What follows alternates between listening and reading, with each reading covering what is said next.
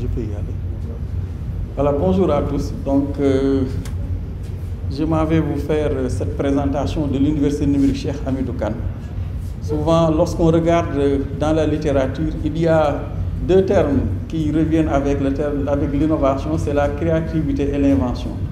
Et l'Université virtuelle du Sénégal au départ, puisque depuis février 2022, nous avons changé de nom pour l'Université numérique Cheikh Hamidou Kane, il a fallu l'inventer d'abord pour penser le modèle de l'université virtuelle au Sénégal.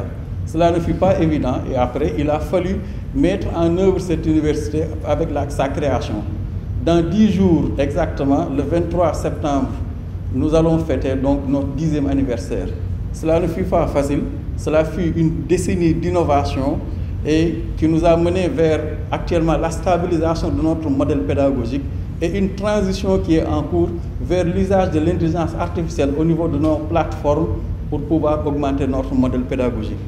Donc dans un premier temps, je vais brièvement vous présenter l'Université numérique Cheikh Hamidou Kane, que l'on ne présente plus. Ensuite, vous montrer dans le cadre des missions qui nous sont confiées dans le cadre de la formation, mais également de la recherche, quelles sont les innovations qui sont proposées et qui sont en lien avec l'intelligence artificielle, avec notamment plusieurs parcours qui sont proposés dans le domaine de l'intelligence artificielle, mais également des big data analytics, etc. Ensuite, une autre partie sur les projets de recherche en relation avec l'intelligence artificielle qui sont menés au niveau de l'institution, avant de vous présenter aussi la prestigieuse chaire UNESCO que nous avons et qui est unique quand même au niveau de l'espace sénégalais sur les sciences émergentes. Et enfin, terminer par les perspectives sur lesquelles nous sommes en train de travailler pour augmenter ou améliorer ou booster notre modèle pédagogique grâce à l'usage de l'intelligence artificielle. Donc, l'Université numérique Cheikh Hamidou Kane est donc la première université numérique d'Afrique subsaharienne. Et donc, elle a été créée il y a 10 ans de cela. Donc, sa principale mission est de délivrer au moins donc, du numérique, mais également peut-être dans les documents au moins des TIC, des formations adaptées aux besoins des communautés d'apprenants. Et tel que l'exprime même notre slogan ou notre devise, le FONEC Fofula, l'une des missions de l'université numérique est d'offrir et favoriser l'accès aux connaissances, quel que soit l'endroit où vous vous trouvez, et aussi quel que soit le stade où vous vous trouvez en termes de connaissances, ou en tout cas tout au long de la vie, qui est donc la seconde partie. Et donc, au début, cela ne fut pas facile, donc comme toute innovation, mais je pense actuellement l'université numérique a fini par s'imposer au niveau de l'espace académique et de l'offre de formation. Et actuellement, nous comptons près de 70 000 étudiants, dont 40% de ces étudiants-là sont des filières en relation avec les systèmes.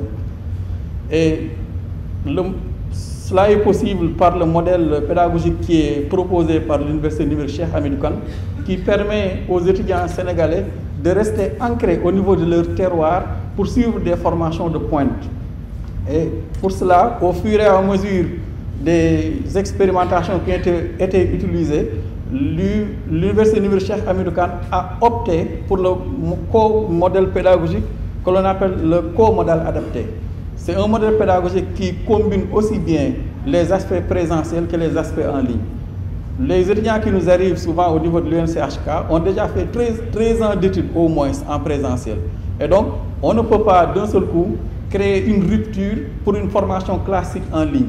C'est pourquoi, par exemple, lorsque les étudiants arrivent, il y a une phase transitoire d'au moins 3 mois où les bacheliers viennent au niveau de ce que l'on appelle les espaces numériques ouverts. Donc, c'est une autre innovation aussi, et innovation qui a été même reprise actuellement par les autres universités virtuelles qui sont créées à l'échelle africaine. Il y en a 14 maintenant pour dire combien cette innovation-là a impacté au niveau donc, de l'espace académique africain au moins.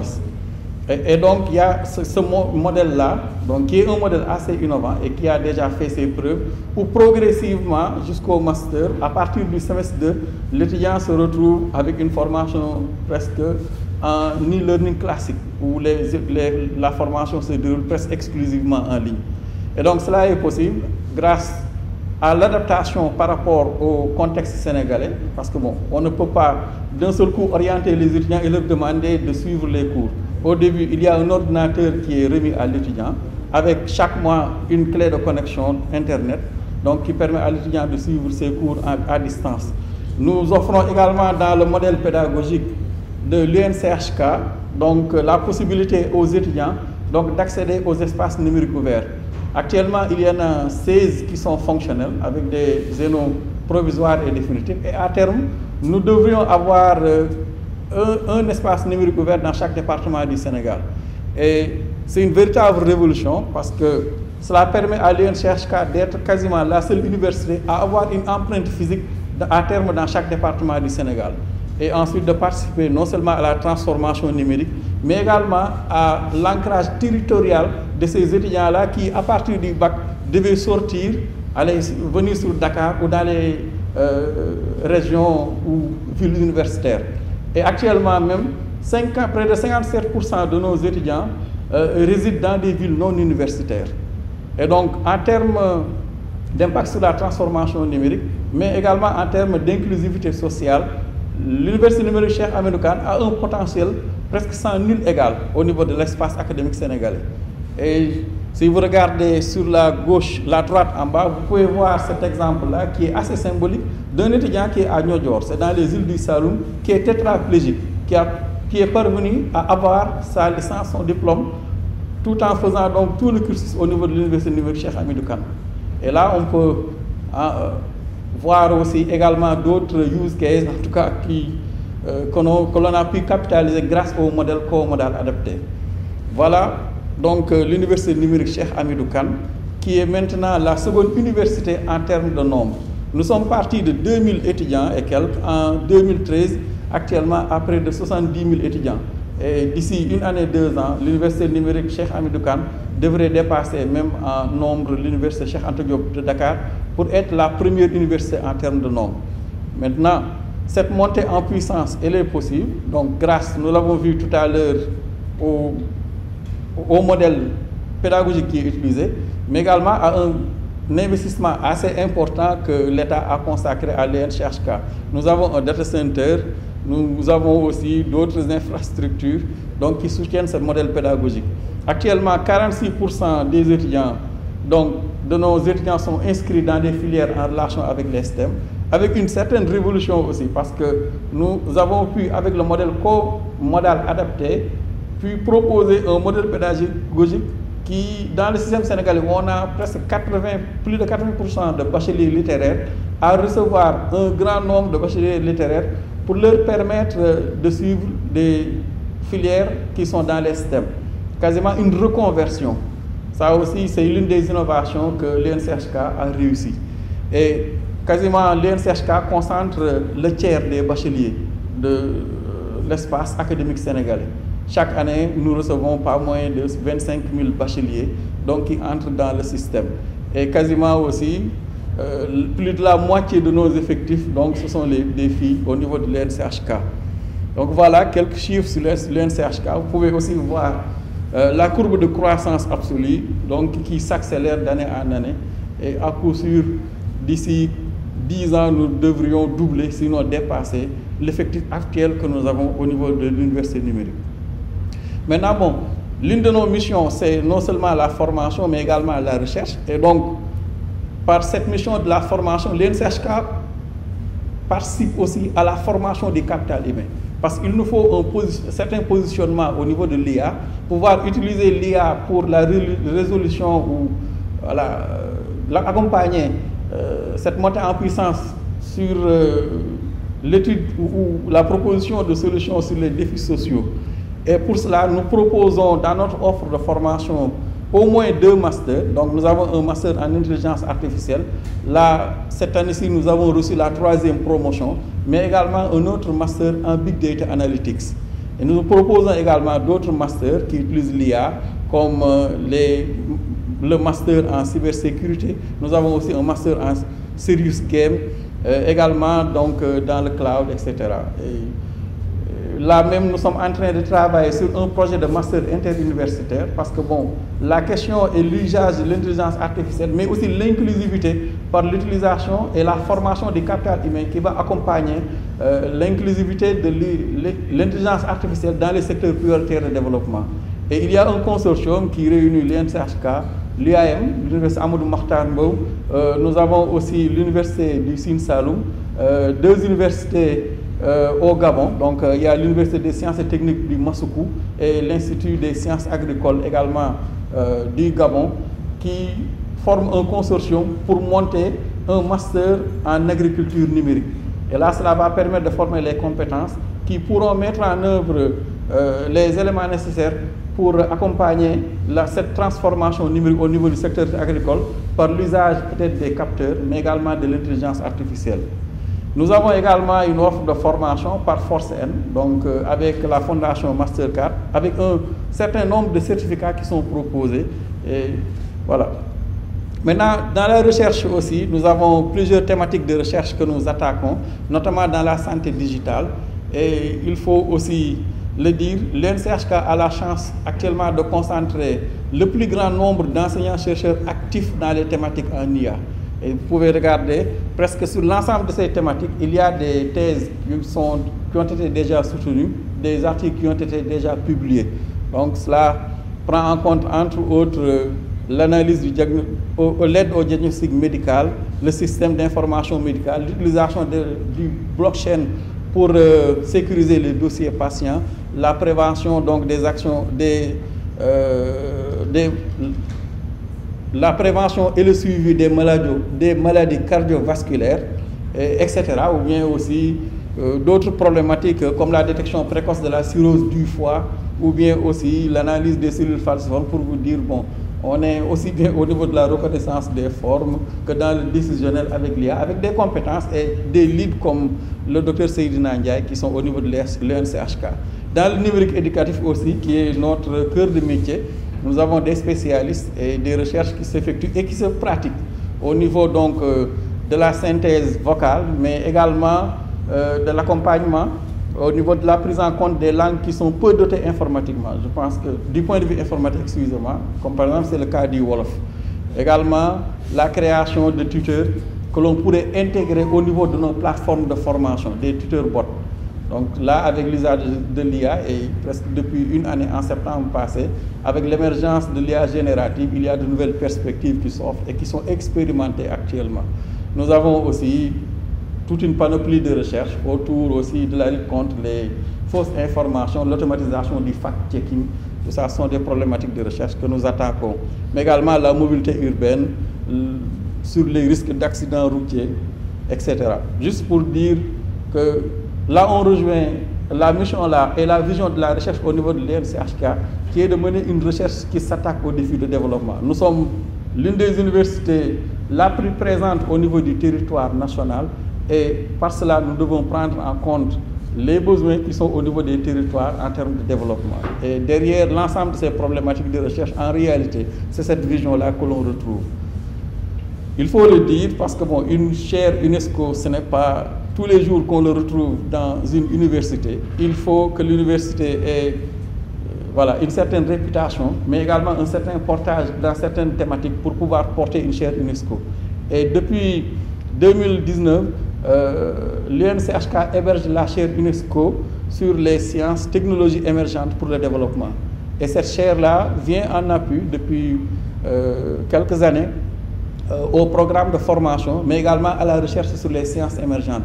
Le titulaire de la chaire est le professeur Moussa Lo, donc pour une durée de 5 ans, avec comme les disciplines et domaines concernés, l'intelligence artificielle, les big data, la modélisation mathématique, la simulation numérique, etc.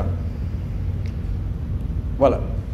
Avec l'émergence de l'intelligence artificielle et la montée en puissance que nous vivons actuellement, en passant en 10 ans de 2000 à 70 000 étudiants, nous ne pouvons pas ne pas voir comment utiliser les possibilités offertes par l'IA pour l'automatisation de certains processus en interne. Le modèle pédagogique, par exemple, au niveau de l'UNCHK, est assez interactif. Donc nous avons des étudiants qui sont en ligne, qui doivent suivre des cours, qui ont des questions qu'il faut poser. Il y a un système de tutorat que l'on a aussi, qui ressemble un peu aux séances de TDTP, où il y a une certaine interaction qui est effectuée. Dans la plateforme aussi, et les différentes plateformes, nous en avons 192. lorsqu'un étudiant suit un cours, il y a ce que l'on appelle également les tests de connaissances qui permettent à l'étudiant de s'auto-évaluer. Et sur l'ensemble de ces processus-là, l'IA générative a montré que l'on peut proposer des assistants qui viennent en appui. C'est pourquoi depuis quelques années, et même avant l'apparition et l'émergence de l'IA générative officiellement, nous avons commencé à travailler sur ces modèles d'intelligence artificielle qui pourraient permettre d'augmenter le modèle pédagogique de l'UNCHK. Et donc, il y a les projets de recherche en cours que je vous ai présentés tout à l'heure. Nous sommes également en train de travailler sur l'usage de l'IA générative pour l'intégration de tuteurs assistants qui pourraient venir comme en appoint aux enseignants, mais également aux étudiants dans leur cursus d'apprentissage. L'usage également de l'IA pour peupler les tests de connaissances. Actuellement, si vous allez sur ChatGPT par exemple, ou n'importe quelle IA générative, vous pouvez nourrir l'IA générative avec un document et lui demander par exemple de vous proposer un sujet d'examen ou bien un ensemble de tests de connaissances. Et donc nous sommes en train de travailler parce que nous avons 10 ans de données pour voir sur ces supports-là comment développer des modèles qui pourraient venir en appoint aux enseignants, mais également aux étudiants dans leur cursus d'apprentissage pour pouvoir interagir sur le contenu et peut-être suivre leur évolution, etc. et monter en compétences. Voilà. Donc, grosso modo, pour dire que l'IA est là, nous ne pouvons pas l'ignorer et nous sommes en train de travailler à l'intégration des modèles d'IA au niveau de notre modèle pédagogique. Justement, prenant conscience de cela, donc l'UNCHK a initié avec ses partenaires, dont Gaïdé 2000, donc la tenue du premier colloque Africa Digital Edu et qui va se tenir du 13 au 14 octobre au niveau de l'IRSF et à l'UAM de Diamniadio et qui devrait explorer les défis et les opportunités de l'enseignement en ligne à l'ère de l'IA. Surtout, voir comment utiliser la technologie pour améliorer l'expérience d'apprentissage. Et donc, c'est un colloque qui réunit quasiment les 14 universités virtuelles et numériques, mais également tous les acteurs de l'espace académique sénégalais. Et vous êtes cordialement invités à participer donc à cette activité. Voilà, je vais terminer par vous remercier et pour vous dire que bon, tel que je l'ai dit au départ, le processus d'innovation est un processus, pour ne pas répéter, d'amélioration continue. Nous sommes une université numérique et nous ne pouvons pas ne pouvons pas nous engager dans ce processus d'amélioration continue. Et là, j'en profite pour faire un plaidoyer au niveau du secteur privé pour rejoindre nos thématiques de recherche que nous sommes en train actuellement de dérouler. Et même à l'échelle nationale, je pense que l'ensemble des conclusions le montrent que nous ne pouvons pas avoir une recherche forte entre double côte sans une bonne implication du secteur privé. Et donc à l'UNCHK, nous sommes ouverts dans nos équipes de recherche, mais également par rapport aux problématiques de recherche qui sont dans notre modèle pédagogique pour collaborer avec vous. Je vous remercie de votre aimable attention. Voilà, moi je suis le professeur Ousmane Sall. Certains m'ont aperçu dans un des films hier apparemment. Donc je suis enseignant-chercheur à l'UNCHK. Je suis également le directeur du pôle d'innovation et d'expertise pour le développement. Je travaille sur des problématiques en lien avec l'IA pour l'aide à la décision, le web sémantique, mais également l'automatique qui est l'une de mes thématiques phares. Voilà, je vous remercie. Merci encore, professeur Sall. Professeur, on va travailler ensemble sur le film qu'on a projeté hier.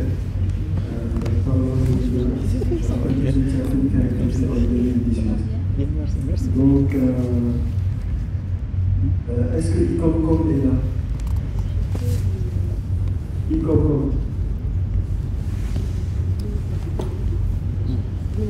Voilà, cher ICOMCOM est encore là. Donc, nous allons passer à Habitat. Si vous voulez, merci de venir nous rejoindre pour votre présentation.